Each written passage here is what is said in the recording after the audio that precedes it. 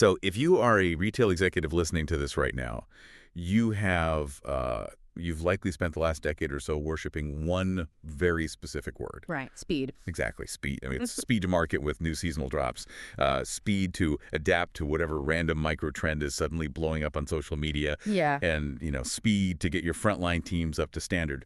But according to a really fascinating new analysis of the industry, your absolute obsession with speed might be exactly the thing that is breaking your customer experience. Because, look, speed without any mechanism for scale or consistency really is just, well, it's organized chaos. It's organized chaos. Yeah, I mean, you might be incredibly fast at pushing a physical product out to the shelf, right? Right. But if the messaging across your 1,000-store locations is completely fragmented, Yeah. then that speed is actually actively working against you. You are essentially just scaling inconsistency faster than you ever have before. Wow. Yeah. Scaling inconsistency. And that tension, the friction between moving fast and actually moving effectively, that is the exact mission of our deep dive today. Absolutely. We are going to explore a fundamental shift in retail strategy. This is laid out in a really thought-provoking piece from Multimedia Plus that came out in March of 2026. It's a great piece. It really is. The title is The Next Evolution of Retail Training, from content creation to content generation. Yeah. And the core argument they present here is that traditional methods of arming the retail front line are just fundamentally broken. They're cracking under the pressure, yeah. Right. The new challenge isn't just about moving fast anymore. It's about how you consistently scale deep, entirely accurate product knowledge across every single product, every store, every associate, and doing it without the quality just, falling off a cliff. So, okay, let's unpack this. To really understand why these legacy models of retail training are crumbling, we have to start by looking at the actual physical reality of the store floor today. We have to recognize the new power dynamic of the modern retail interaction. Like, who is the associate actually stepping up to help? Right, because if we look at today's omni-channel environment, I mean, the role of the associate has drastically mutated. It really has. They're no longer just supporting a sale in that traditional old school sense. No, not at all. They aren't just acting as human wayfinding, pointing out where the fitting rooms are or scanning a barcode at the register. They're stepping into a direct, really high-stakes competition with a profoundly informed customer. Because the modern shopper has fundamentally changed the rules of engagement here. Yeah. I mean, by the time they physically walk through your sliding glass doors, they have already done all the heavy lifting. They really have. They've read the aggregated reviews. They've watched, those highly technical unboxing videos on YouTube. Oh, yeah, they know everything. Right. They know the exact specific dimensions. And crucially, they know exactly what your direct competitors are offering and at what price point. So the source material really emphasizes that to survive this dynamic, an associate must be instantly informed, continuously updated, and just, completely confident in their product storytelling. It is honestly like the modern retail associate is a student showing up for a final exam. But when they sit down at the desk, they suddenly realize the customer sitting across from them is the one who actually wrote the textbook. That is a perfect way to put it. The customer already knows all the technical answers. Right. And if that student, the associate, if they hesitate or if they break eye contact to frantically search a screen for an answer. Oh, this is the worst. Or even worse, if they give outdated information, the customer's trust just evaporates in real time. Instantly gone. Yeah, and the brand equity that you as an executive just spent millions building through your massive top-of-funnel marketing campaigns, it is essentially torched in a 5-second interaction on the physical floor. Okay, wait, I have to stop you right there because I am looking at this from a pure operational perspective. And I think a lot of retail leaders listening to this are going to be asking the exact same thing. Okay, what's that? If we know the customer is this incredibly well-informed, right, and that we know the product specifications are clearly out there on the internet or sitting in our internal corporate databases, why is this so hard? I mean, why don't we just give every single associate an iPad, grant them access to the exact same technical manuals the engineers use, and just call it a day? Why are these traditional training models breaking down if the raw information is already sitting right there within the company walls? And that right there is the exact trap that a staggering number of retail organizations fall into. Really? Oh, absolutely. Nice. You simply cannot confuse access to information with actual training. Oh. Dumping a dense 40-page technical spec sheet or, a massive PDF of marketing materials onto an associate's tablet, that does not help them when they have a highly impatient customer staring them dead in the face. I mean, yeah, the physical reality of that interaction would be terrible. Nobody wants to stand there holding a pair of running shoes while the associate silently reads a PDF for 3 minutes trying to find the phrase heel drop. Exactly. Which is why the source piece makes a very, very clear distinction here. Data is not a story. Data is not a story. I like that. The real underlying issue is the inability of retail organizations to take that raw, dense information and transform it into engaging, consumable, and scalable pedagogical experiences. Right. And if we connect this back to the bigger picture of executive strategy, empowering your associates with internalized real-time knowledge isn't just some nice operational checkbox. No. It is the absolute core of creating a truly differentiated brand experience. When an associate can confidently tell the narrative behind a product, like why it was designed a certain way or how it solves the customer's very specific problem, they aren't just selling a SKU anymore. They're validating the customer. Exactly. They are validating all that prior research the customer did at home. They elevate the whole purchase from a basic transaction to a real consultation. Confident in product storytelling. Mm. That phrase from the text is just so critical because you absolutely cannot tell a compelling story if you are just frantically trying to recall a bullet point from some dense manual you skimmed in the break room. Right. You can't fake it. You have to internalize the narrative. So if human typing speed is basically our absolute ceiling here, we obviously can't just hire 1,000 more humans. No, budgets won't allow that. We have to look at what is actively preventing retail teams from transforming this raw data into those beautiful, engaging storytelling experiences quickly. Which brings us to the core operational constraint that is quietly crippling the whole industry right now. The source calls it the hidden bottleneck. The hidden bottleneck. The manual creation cycle. Okay, the manual creation cycle. Let's really dig into the mechanics of this, because the text lays out a scenario that is going to sound painfully familiar to literally anyone working in enablement or operations right now. Oh, we'll trigger some people for sure. Let's walk through a hypothetical. Let's say you are a major outdoor apparel brand, right? Mm-hmm. And you are launching a highly technical, proprietary waterproof jacket for the upcoming spring season. Okay. What does that manual training creation actually look like on the back end? Well, honestly, it looks like a massive cross-departmental traffic jam. Traffic jam, yeah. First, the product team finalizes the physical jacket. Then, the enablement and instructional design teams have to scramble together all the raw assets. Which takes time. Days. They spend days just hunting down the technical specs from the product managers and then the narrative positioning from the marketing team. Right. And once they finally have this giant folder of raw text, an instructional designer has to manually sit down at a desk and synthesize all of it. Manually reading through everything. Yeah. They have to write the training copy from scratch. They have to figure out how to structure it pedagogically, maybe turning a super dense paragraph about seam sealing technology into a 3-question quiz or a digital flashcard. And they aren't even close to done yet, because then comes the absolute gauntlet of approvals. Oh, the approvals are the worst part. Right. The draft goes over to the legal team to make sure the waterproofing claims won't trigger some massive lawsuit. Legal makes their edits. Then it goes back to the designer. Naturally. Then marketing has to review it to ensure the brand voice is perfectly intact. Marketing hates the layout, obviously.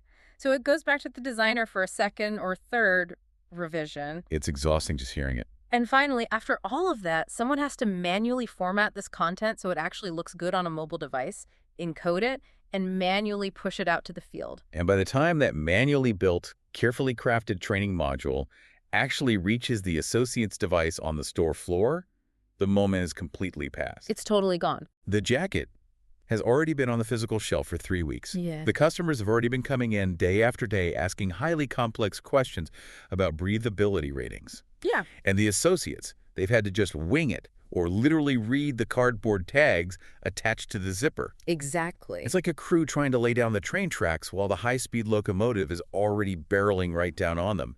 By the time you actually bolt down the metal, the train has already passed you by. That's a great analogy. And the friction of that delay has a massive psychological impact on the front line, too. I bet. When an associate is consistently left unsupported during major product drops, they feel totally abandoned by corporate. Like they're being set up to fail. Precisely. It creates this incredibly stressful environment on the floor, which directly contributes to high turnover rates. And as any executive knows, turnover is an entirely different, incredibly expensive problem to solve. Right. Now, multiply that manual process we just talked about. Yeah. You aren't just doing this for one single waterproof jacket. No, you're doing it constantly. You are doing this across hundreds, maybe thousands of SKUs in a massive seasonal drop. You are doing it for holiday promotions, for pop-up collaborations, for loyalty program updates. Retail organizations are basically left in a constant, exhausting state of just playing catch-up. Because human content creation simply cannot keep pace with the speed of modern retail business. Right. That is the fundamental constraint here. I mean, even if you hire the absolute best, most sophisticated, highly paid corporate training team in the entire world, they will eventually hit a wall. Yeah. There are only so many hours in a workday and only so many instructional designers you can physically fit on a payroll. But wait, I'm looking at the massive budgets retail brands have spent on learning management systems and delivery tech over the last, 5 years? Oh, it's billions globally. Right. So you were telling me we spent millions upgrading to these lightning-fast mobile platforms, microlearning apps, on-demand cloud access, and they aren't actually solving the problem. Haven't we fixed this issue by just giving the associates an app in their pocket? And the source material addresses this exact technological illusion. An illusion. Yes. The industry has spent years drastically improving delivery. And mobile platforms and microlearning algorithms are incredibly important. Sure. They are entirely necessary for modern retail operations, but they only upgraded the pipes. They didn't fix the source of the water. The pipes versus the water. Wow. Okay. That clarifies the whole issue perfectly. Right. I mean, you can have the absolute fastest, sleekest mobile learning platform in the world. You can have the infrastructure to instantly ping every single associate's device globally in a millisecond. Yeah. But all of those shiny, highly expensive delivery methods still rely on one fatal manual flaw. Someone, somewhere, still has to sit at a keyboard, stare at a blank screen, and manually author that microlearning content. So the delivery mechanism is instantaneous, but the actual creation of the payload still takes 3 agonizing weeks. Exactly. The constraint hasn't been removed by the technology at all. It has merely been isolated to a different part of the workflow. As long as you rely on manual human creation to feed those high-speed digital pipes, your training supply lines will always be fundamentally out of sync with your product launches. You cannot win the modern retail war if your supply lines for knowledge are broken at the very origin point. So if human typing speed is our absolute ceiling, and we know we have to arm the associate in real time to survive that hyper-informed customer, we obviously can't just throw more headcount at the problem. No, that won't scale. We have to completely remove the keyboard from the equation entirely. We have to change the fundamental mechanism of how training is even born. And this is exactly the paradigm shift the source explores. It's moving away from manual content creation and stepping fully into the era of intelligent content generation. Okay, here's where it gets really interesting, because we need to look at the actual mechanics of the what-if scenario proposed by Multimedia Plus in this piece. Yeah, this is the core of it. For a retail executive who is sitting down, mapping out their tech stack for the next 3 years, this is the critical pivot. What if those raw product pages, the existing marketing assets, and the approved brand storytelling could be transformed instantly into training experiences? Just pause and really consider the operational reality of that shift for a second. Okay. You are no longer starting your week from a blank page or a blinking cursor. The system leverages the incredibly rich, highly vetted data that your organization has already produced. The stuff that already exists. Exactly. The marketing copy that spent weeks getting approved, the product specifications sitting right there in your product information management system, an intelligent architecture ingests all of that and automatically generates the structural shell of a training module. Wait, what does that actually look like in practice, though? Does a machine literally write a quiz? How are we getting from a dense, boring technical document to an engaging module without a human just grinding through the text? The mechanism relies on advanced parsing and pedagogical structuring. So, the system can take a 10-page technical PDF about that waterproof jacket we talked about, instantly extract the core selling features, and autonomously restructure them into optimal learning formats. Automatically. Yes. It identifies the key terms and generates interactive flashcards. It pulls the primary value propositions and drafts quick-hit, scenario-based knowledge checks. Wow. It takes the raw data and shapes it into the exact micro-learning formats that associates actually engage with. And it does all of this in a matter of seconds. So a new ski drops into the system on, say, a Tuesday night, and by Wednesday morning, the training for it has just evolved in real time. Instantly. The associate walks in for their opening shift, pulls out their mobile device, and they have consistent, high-quality, pedagogically sound knowledge ready to go. It completely bypasses that 3-week cross-departmental scramble you mentioned earlier. It finally truly matches the speed of knowledge distribution to the actual speed of the business. But if I put my executive hat back on for a second, I have a massive concern about risk mitigation here. No, of course. Hallucinations. Exactly. If we automate the generation of our brand storytelling, how do we ensure the system doesn't just hallucinate a product specification? What if the AI decides to invent some magical new feature for the jacket, or just completely strips out our highly specific, carefully cultivated brand voice? It's a huge risk. Right. How do we maintain brand safety when a machine is generating the training? That is the most critical question regarding implementation, without a doubt. And the source makes a very clear distinction about how this technology must be applied in a strict enterprise setting. Okay, how?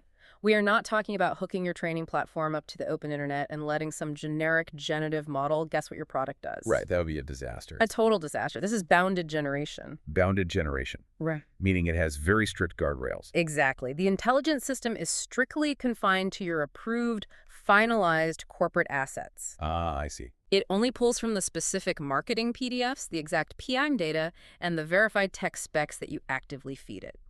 It isn't inventing new information at all. It is purely translating approved information into training formats. So the brand safety is maintained because the source material is completely closed and controlled. Precisely. Okay, that significantly lowers the friction for adoption.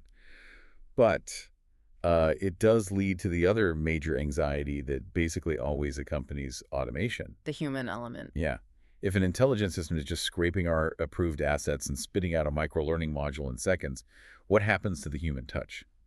Does this essentially just replace the creativity of our training and instructional design teams? Are we turning our entire enablement culture over to an algorithm? That is a completely natural fear to have, but it really represents a fundamental misunderstanding of what enablement teams are actually doing with their time right now. How so? The source material emphasizes heavily that this evolution is not about replacing human creativity. Not at all. It is about actively amplifying it. Amplifying it by doing what exactly? Yeah. Just taking away the grunt work. Yes. Think about the actual day-to-day reality of your instructional designers during that agonizing 3-week manual creation cycle we discussed earlier. Right. Are they really exercising deep, profound creativity? Or are they just doing grueling, repetitive formatting? Probably formatting, honestly. Exactly. Are they boldly shaping the brand narrative and designing innovative behavioral interventions? Or are they just manually copying and pasting jacket dimensions from an Excel spreadsheet into a presentation slide over and over again? Yeah, copy-pasting isn't creativity. It's just formatting. It is essentially robotic work being done by highly paid humans. And by removing the massive production bottleneck at the very bottom of the workflow, you are finally taking the handcuffs off your human talent. That makes a lot of sense. When you eliminate the mechanical drudgery of writing basic knowledge checks and formatting slides, those teams can shift their energy toward the strategic work they were actually hired to do in the first place. So the daily workflow of an enablement team completely restructures. Instead of starting their week staring at a blank page and just dreading the manual build process, they step into an editorial mindset. An editorial mindset. I like that. Right. The system generates the 80% baseline of the module, and the human instructional designer steps in to review it, refine the nuance, add the final polish, and push it live. They become directors rather than just assembly line workers. Exactly. They can finally look at the actual performance data, identify exactly where associates on the floor are struggling with a specific customer interaction, and design highly creative, targeted coaching interventions for that specific problem. Wow. They can focus on the art of selling rather than frantically trying to build a basic spec sheet for the new spring line before it completely sells out. You aren't replacing the human, you are just elevating their utility. You are letting them be strategic instead of purely tactical. Perfectly said. And that perfectly sets up the immediate strategic roadmap for you, the listener. It really requires a profound shift in how retail leaders view their enablement budget and their long-term technological investments. It's a huge mindset shift. It means transitioning away from a mindset of how do we build training faster Yeah. to how do we stop manually building entirely and start intelligently generating. And the source text clearly indicates that Multimedia Plus has built its entire legacy on bridging this exact gap, the gap between raw corporate information and actual field execution. Right. Their historical focus has always been on empowering the frontline to perform at its highest potential through really tight operational alignment. But what makes this March 2026 piece so incredibly compelling is that they're actively teasing the horizon here. Oh, they are definitely laying the groundwork for a completely new approach that entirely redefines how content is created, scaled, and delivered. Yes. They are hinting at an automated workflow that compresses the agonizing weeks it normally takes to create product knowledge down to like less than 20 minutes. It's unbelievable. They haven't completely pulled back the curtain on the specific product just yet, but the case they have built for why the industry desperately needs it is pretty undeniable. Because the simple mathematical reality of the retail floor just doesn't support manual creation anymore. It breaks. It breaks, yeah. If you are leading a retail organization today, shifting from manual content creation to an intelligent content generation is no longer just a luxury.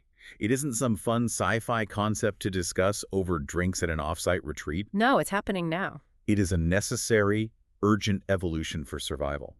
Because if you do not fundamentally change how you supply knowledge to your front line, your competitor down the street certainly will. And their associates will be the ones confidently validating the customer's research, telling a compelling story, and closing that high-value sale. While your associates are still standing there staring at a tablet, waiting for a PDF to load. Exactly. Embracing this shift fundamentally changes the value proposition of your entire enablement division. It really does. Which leaves us with a critical operational question that every single retail executive needs to be asking themselves right now. What's that? If you could completely automate and remove the thousands of hours your team currently spends manually building, copy-pasting, and formatting product knowledge modules, what massive brand-defining initiatives could they finally tackle with all of that freed-up human capital?